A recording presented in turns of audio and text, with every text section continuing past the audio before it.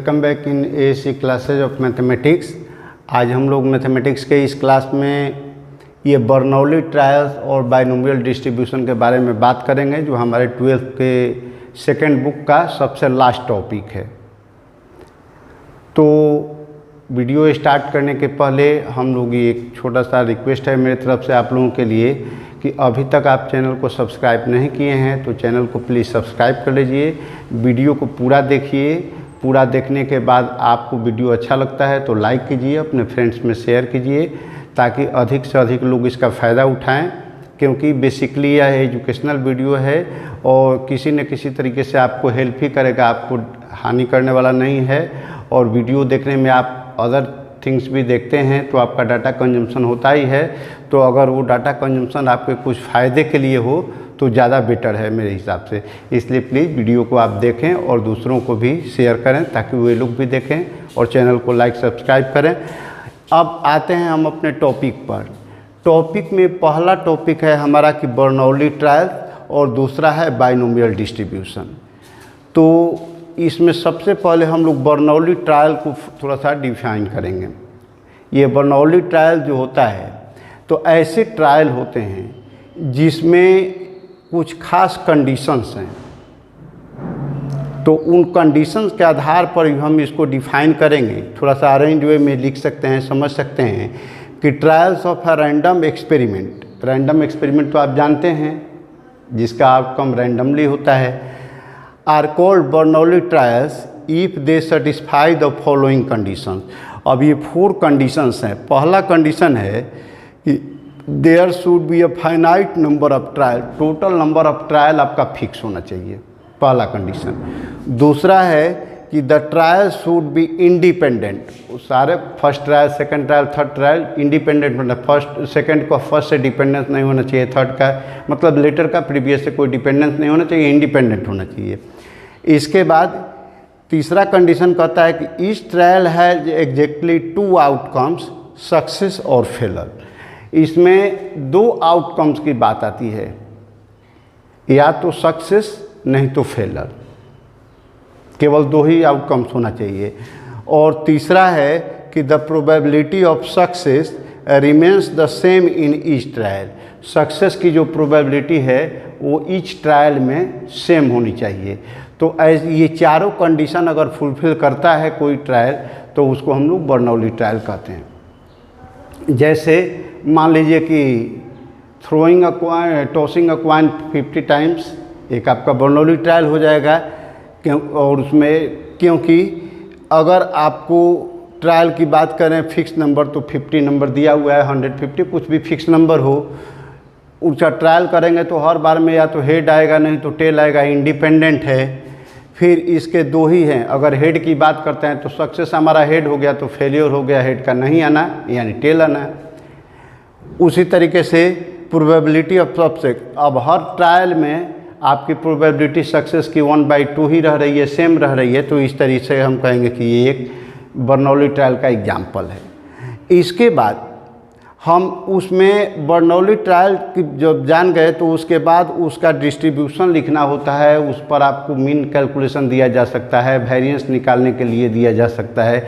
तो जो भी निकालने के लिए दिया जाए, जब अब मीन निकालना, वेरिएंस निकालना, स्टैंडर्ड डिविएशन निकालना, इसके पहले वाले वीडियो में सीख चुके हैं, इसलिए हम उस पर नहीं फोकस करेंगे। हम केवल ये बताएंगे कि बर्नौली ट्रायल को आप प्रोबेबिलिटी डिस्ट्रीब्यूशन के रूप में कैसे लिख सकते हैं।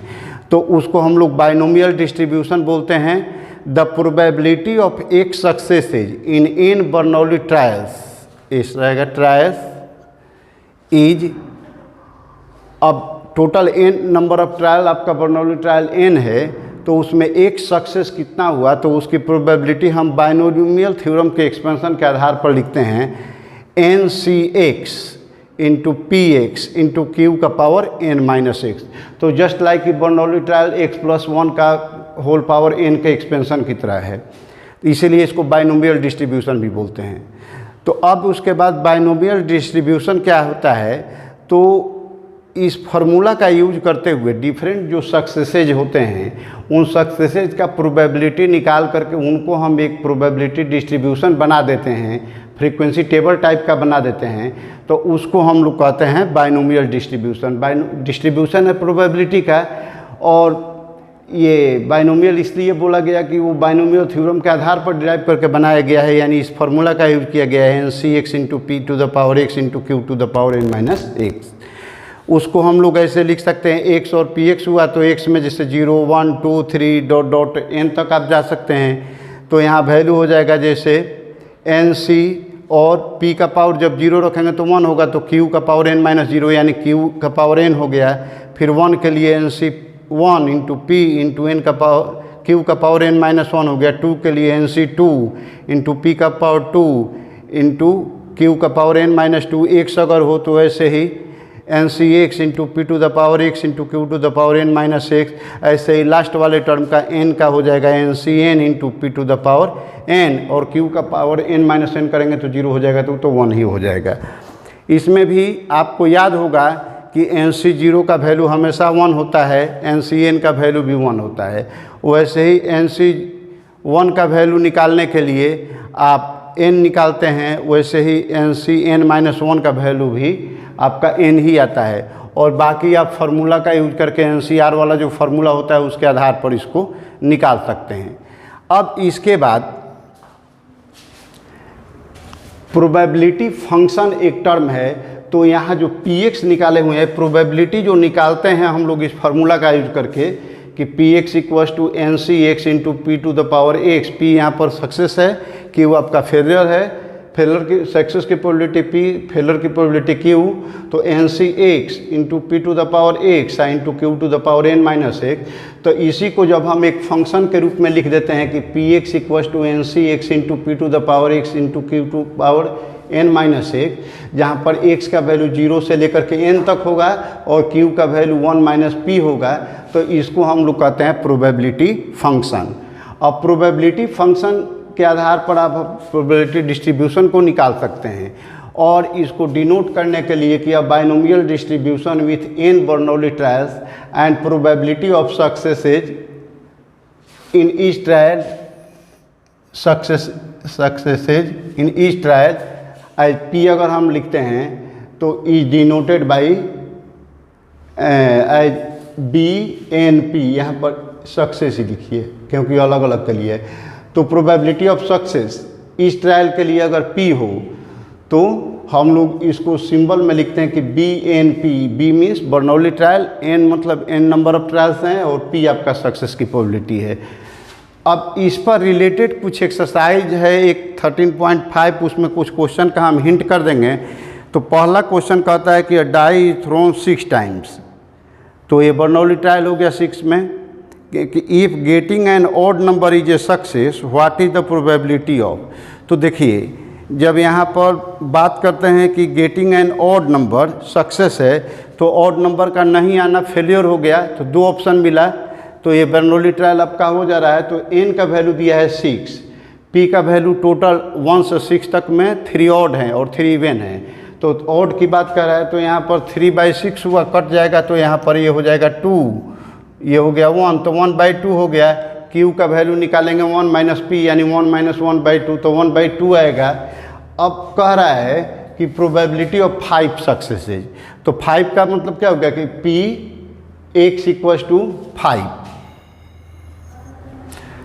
तो x इक्वल्स टू 5 का वैल्यू निकालेंगे तो क्या हो गया, फार्मूला बस यही लगाना है, एक फार्मूला इसमें याद रखना है, पूरे चैप्टर में यही फार्मूला यूज होगा। तो 6c5 इंटू पी का पावर x यानी 5 इंटू क्यू का पावर 6 माइनस 5, सिंपल करेंगे तो 6c5 हो गया है, 5p का पावर 5 हो गया, क्यू का पावर 1 हुआ, 1 नहीं लिखते हैं क्योंकि अंडरस्टूड है कि 1 होता है वहाँ पर। इसको NPR जो है, तो NPR को आपको याद होगा लिखने का ये तरीका है,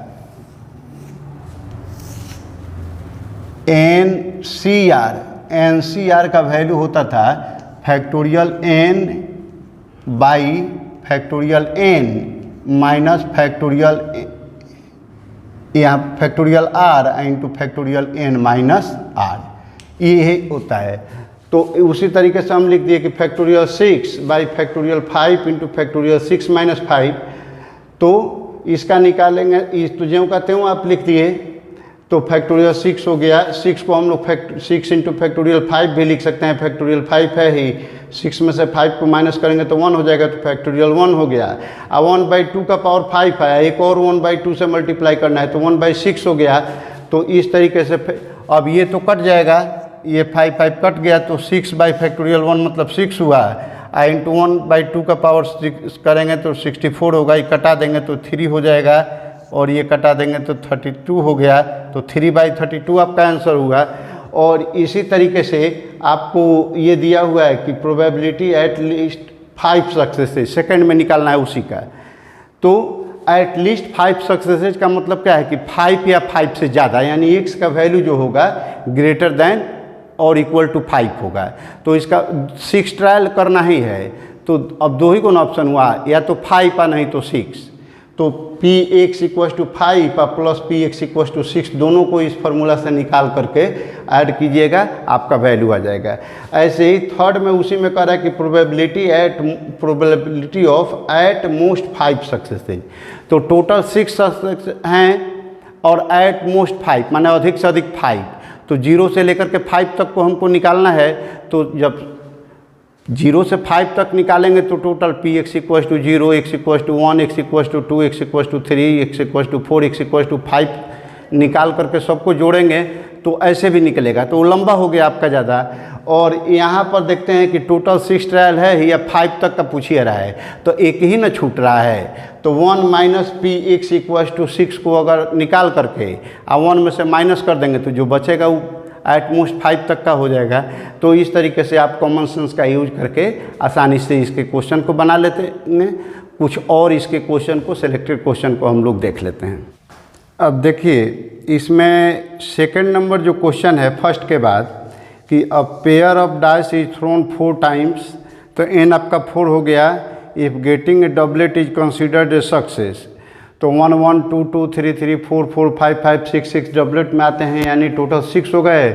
और टोटल सैंपल स्पेस आपका 36 है, 6 × 6, तो प्रोबेबिलिटी हो जाएगी 6/36, यानी डबलेट आने की प्रोबेबिलिटी यानी सक्सेस की प्रोबेबिलिटी हो गई 1/6। तो फेलियर हो गया 1 - 1/6 यानी 5/6। और तब कह रहा है कि 2 सक्सेस की, यानी x = 2 का निकालना है, तो सेम फार्मूला पर निकालना है। 3 में कह रहा है कि there are 5% defective bulbs in a large bulk of items, what is the probability that a sample of 10 items would include not more than 1 defective item. तो डिफेक्टिव आइटम की प्रोबेबिलिटी को सक्सेस मान लीजिए, तो P का हो जाएगा 5%, यानी 5/100 यानी 1/20। तो सही बल्ब कितने हो जाएंगे, तो 1 - 1/20 यानी गुड बल्ब हो जाएंगे 19/20। अब इसके बाद n हो गया आपका टोटल 10, चूँकि 10 सैंपल में से निकाला जा रहा है तो n हो गया 10। और कह रहा है कि नॉट मोर देन 1 डिफेक्टिव। तो नॉट मोर देन 1 डिफेक्टिव का मतलब क्या कि या तो नो डिफेक्टिव, ये कह रहा है कि which include not more than 1 defective, यानी एक से ज़्यादा डिफेक्टिव नहीं करता है। तो एक से ज़्यादा नहीं करता है, इसका मतलब क्या हो गया कि या तो नो डिफेक्टिव हो सकता है, यानी x = 0 हो सकता है, नहीं तो x = 1 हो सकता है। तो x = 0 और x = 1 के लिए निकाल करके दोनों को ऐड कर देंगे, जो आएगा वही आपका आंसर हो जाएगा। फिर ऐसे ही कह रहा है कि एक कार्ड पढ़ लिए हैं हम, उसका ऑप्शन दिखा दिए हैं 4 नंबर में कि 5 cards are drawn successively with replacement from a well shuffled deck of 52 cards, what is the probability that. अब देखिए तीनों क्वेश्चन में स्पीड की बात कर रहा है, तो हमने लिखा कि यहाँ पर 5 कार्ड ड्रॉन करना है, तो n = 5 हो गया, ट्रायल n है। P probability = drawing a speed card, तो टोटल सेट में 13 स्पीड होते हैं, तो 13/52 यानी कटा दिए तो ये हो जाएगा 4 और ये हो जाएगा आपका 1, तो 1/4 हो गया। Q होता है फेल्योर, तो 1 - P यानी 1 - 1/4, तो 3/4 हो गया। If x denotes the number of drawn spade cards, तो अब पहला में पूछ रहा है कि 5 कार्ड ड्रॉन के, all the 5 cards at spade, यानी px = 5। तो फार्मूला बस वही लगाना है, 5nc(x) यानी 5c 5 × 1/5 का पावर 5 इंटू 3/4 का पावर 5 - 5। तो एन सी एन का वैल्यू आप जानते हैं कि 1 होता है, तो 1 आई इंटू इसका निकालेंगे तो 1/1024। आइए तो 5 - 5 यानी 0 हो गया, तो किसी भी नॉन जीरो नंबर का पावर 0 देने पर 1 होता है, यानी ये भी 1 हो गया, तो ओवरऑल आपका 1/1024 आ गया। फिर कह रहा है कि ओनली 3 कार्ड्स स्पीड, माने x = 3 के लिए निकालना है, तो 5c3 निकालेंगे तो 1/4 5c3 इंटू 1/4 का पावर 3 इंटू 3/4 का पावर 5 - 3। तो अब 5c3 निकालने के लिए 5 × 4 × 3 या बाई 1 × 2 × 3 डायरेक्ट फार्मूला यूज कर लेते हैं। तो अब 2 से कट गया, ये 2 टाइम्स में 4, और फिर 2 से ही कट गया, 3 से 3 कट गया, आई 2 से ही कट गया 16, तो 8 आया, मल्टीप्लाई करेंगे तो 9 5 जब 45 है, बाई 8 में 64 से मल्टीप्लाई करेंगे तो 512 आ गया। इसी तरीके से कहता है कि नॉन इज ए स्पीड, तो x = 0, तो 0 पर निकालेंगे तो 5c0 इंटू 1/4 का पावर 0 इंटू 3/4 का पावर 5 - 0, तो इसका 1 हो गया, इसका भी 1 हो गया, और ये 3/4 को 5 टाइम्स मल्टीप्लाई करेंगे, 5 पावर है तो 243/124 आ गया इसका आंसर। ऐसे ही आपका 6 नंबर में है कि अ बैग कंटेन, 5 नंबर भी ऐसे ही बना सकते हैं। सक्सेस का प्रोबेबिलिटी ले लीजिए, फेल्योर का ले लीजिए, एन आपको मालूम है, एक 4 चीज़ ही निकालना है उसमें, एन, एक्स, उसके बाद पी और क्यू। इसके बाद डायरेक्ट फार्मूला यूज करेगा तो बन जाएगा 5। 6 भी उसी टाइप का है।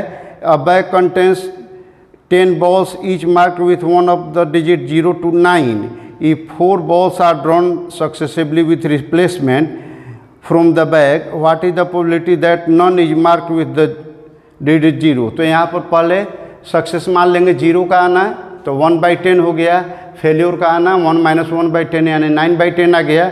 और उसके बाद आपको n दिया हुआ है कि 4 निकालना है तो 4 हो गया n का वैल्यू, x जितना पर पूछता है आप निकाल देंगे, नन कह रहा है तो 0 हो गया। उसके बाद 7 में है कि in an examination 20 questions of true false types are asked. Suppose a student tosses a fair coin to determine his answer to each question if the coin falls heads and answer true if it falls tails, यानी tail आने पर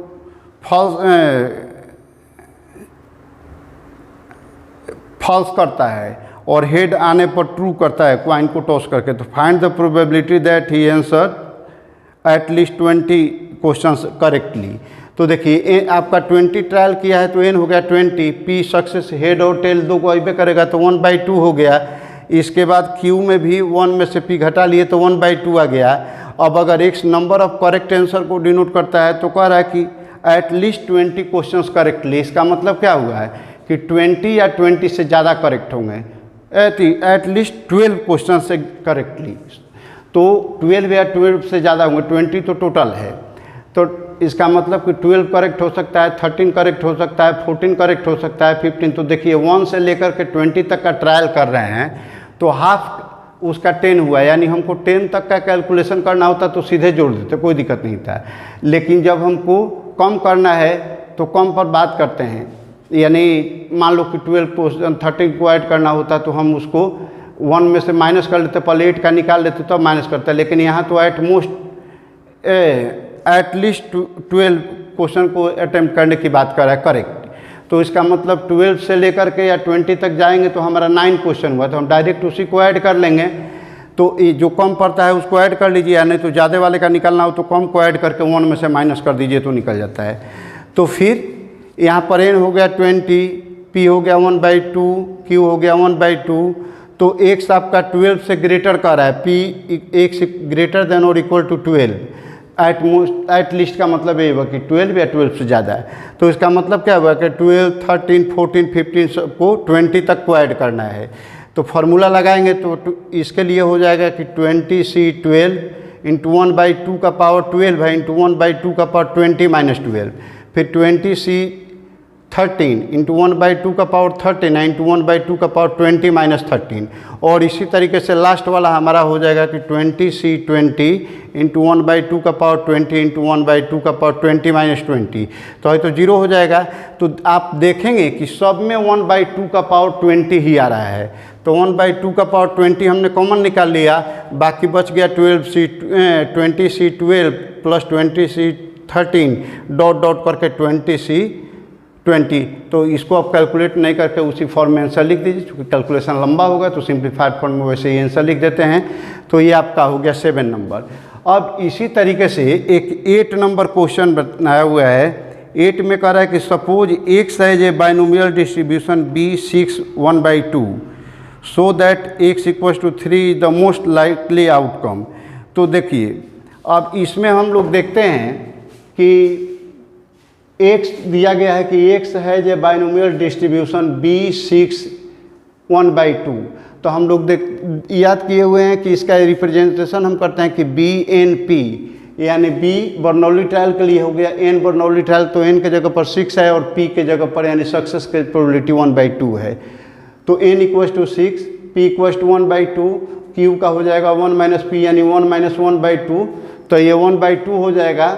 अब Px को आप निकालेंगे generalise form में, तो NCx into P का पावर x इंटू Q का पावर n माइनस x, यानी 6Cx इंटू 1/2 का पावर x इंटू 1/2 का पावर 6 माइनस x।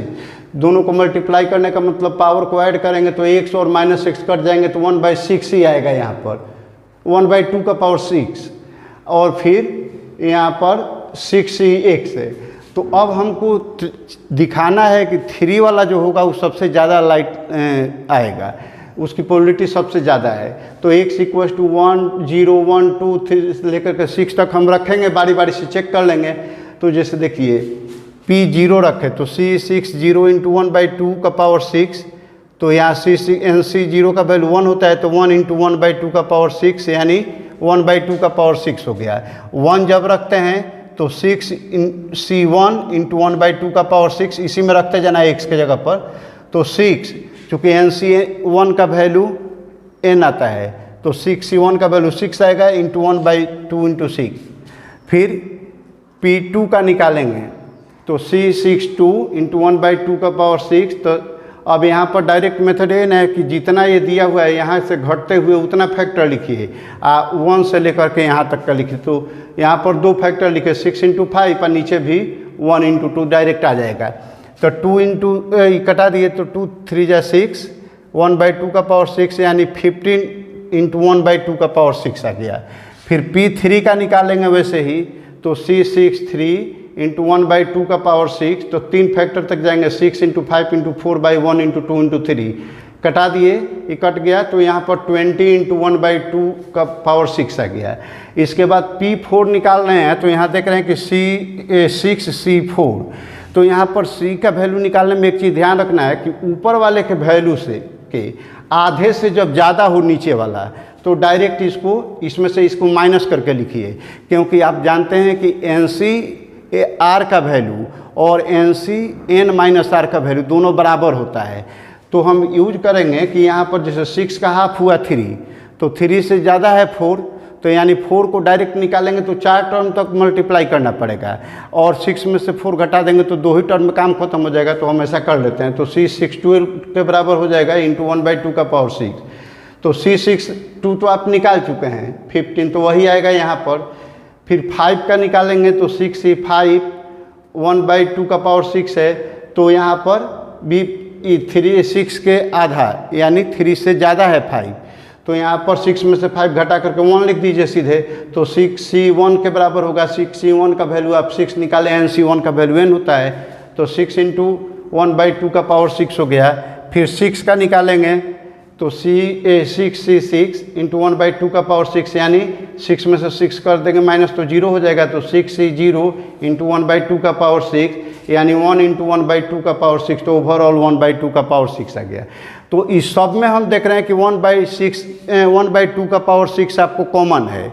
और इसके बाद जो नंबर आ रहे हैं तो नंबर में सबसे ज़्यादा 20 आया है जो आपका P3 का है। तो इसका मतलब क्या हुआ कि clearly P3 has the most likely outcome. यही आपको प्रूव करना था, तो यहाँ पर आप प्रूव लिख दीजिए, ये प्रूव्ड हो गया।